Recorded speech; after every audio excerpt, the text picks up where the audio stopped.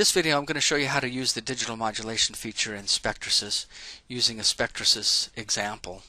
We're going to use this TX hybrid transmitter example. This has a 220 megahertz IF that's mixing with a 1735 megahertz LO to give us a carrier frequency of 1955 megahertz. We're using a CW signal here. This is the narrowband spectrum and the broadband spectrum. However, we want to use a digital signal. This is our RF signal, so in the multi-source we're going to go ahead and add a digitally modulated signal. We're going to use 16 QAM. And here are the parameters for the digital modulation signal.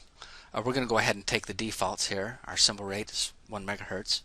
Remember, the IF was 220 megahertz and the power level of the CW was 0. Now we can make it whatever we want, but we're going to use the same value here.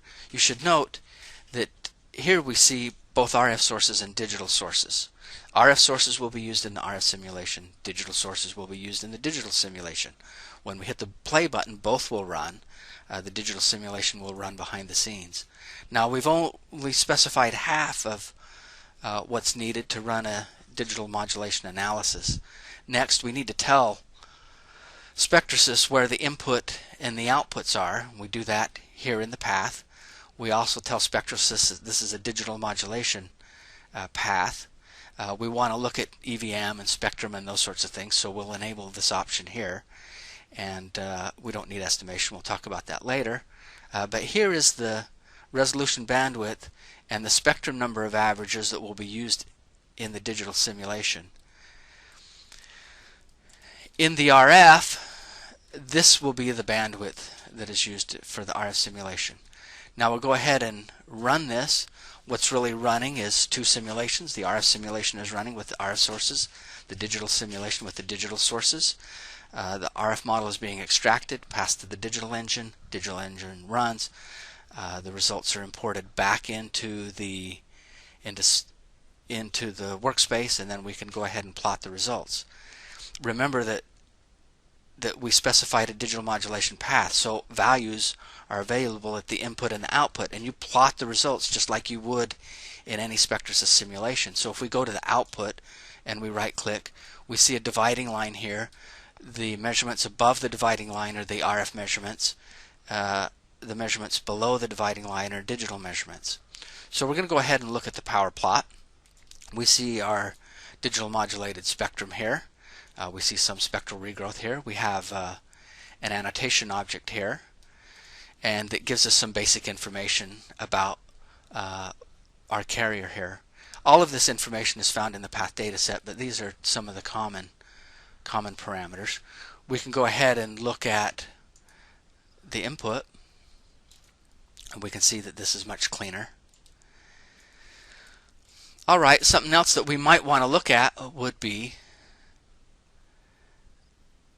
the constellation. So let's go ahead and look at the constellation, and we see that it's not very crisp, our states here. We can go ahead and look at the constellation at the input. We can see that yeah, this is a lot crisper. So this is kind of really telling us that we have some problems, probably with EVM. We can look at an Evm table, and I'm going to zoom in here,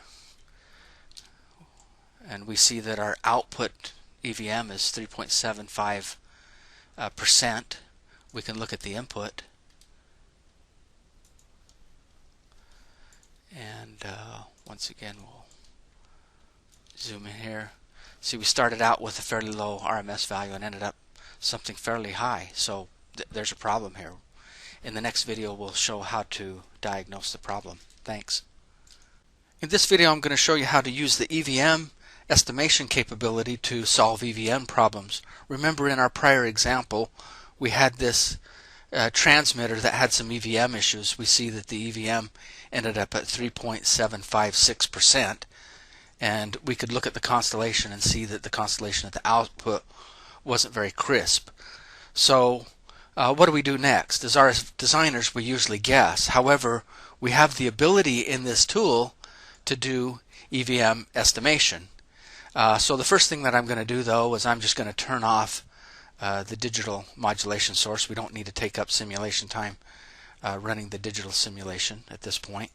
We're going to go ahead and in the path we're going to go ahead and modify this path. We don't need once again the digital modulation simulation information, but we need the estimation. So we're going to go ahead and enable that. One of the things that's very important here is the channel bandwidth. One of the Evm simulations that we do is across channel flatness, is to look at channel flatness, and we do it across this particular bandwidth, so this should be set appropriately for your design. Now we'll go ahead and run the simulation, and this runs very fast, and once again the estimation information was along a path. We get the information along the path, and in this particular case only at the output. So let's go ahead and look at a table of Evm estimates, and I'm going to zoom in here with a control key and my mouse wheel to see the results. So once again we have our path, and we actually see 5 columns here. So we see the Evm total, this is percent RMS, all values are percent RMS. One of the great things that we have in Spectrasys is we have the ability to look at in-channel signal-to-noise ratio, and that's approximate to Evm. And so we can get the signal-to-noise ratio, and we can estimate the Evm due to noise. We can also do the same thing for intermods and phase noise. And channel flatness is a special calculation that we do where we look at amplitude and phase deviations across the channel. And so this gives us our total Evm.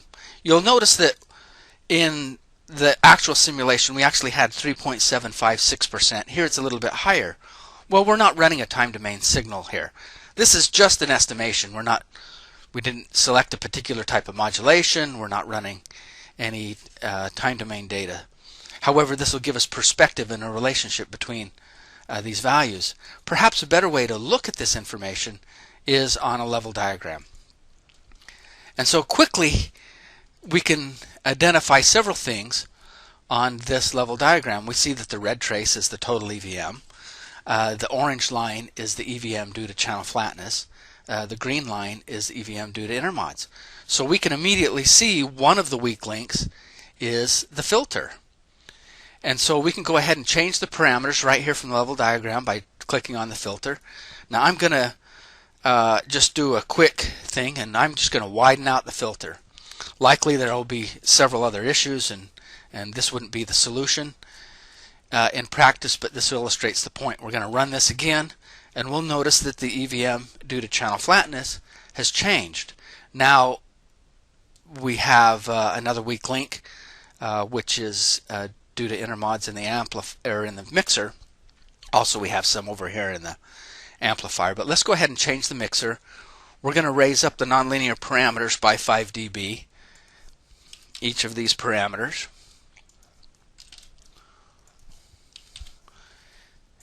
And then we're going to go ahead and run the simulation again. And so now our Evm is down to 5.1. We started out at much higher. Let's go ahead and run the digital simulation again. We're going to go ahead and enable the digital source. We need to go into the path and enable the modulation, and then we'll go ahead and run the simulation. Alright, and we can bring back up our tables, and once again this is running the digital simulation behind the scenes. The RF simulation also ran, and we'll import the results here. And so now we see that our Evm is much lower, and we can go ahead and look at our constellation, and we see that our constellation is much tighter. So this is the only tool on the market that can help you diagnose Evm and BER problems. Thanks.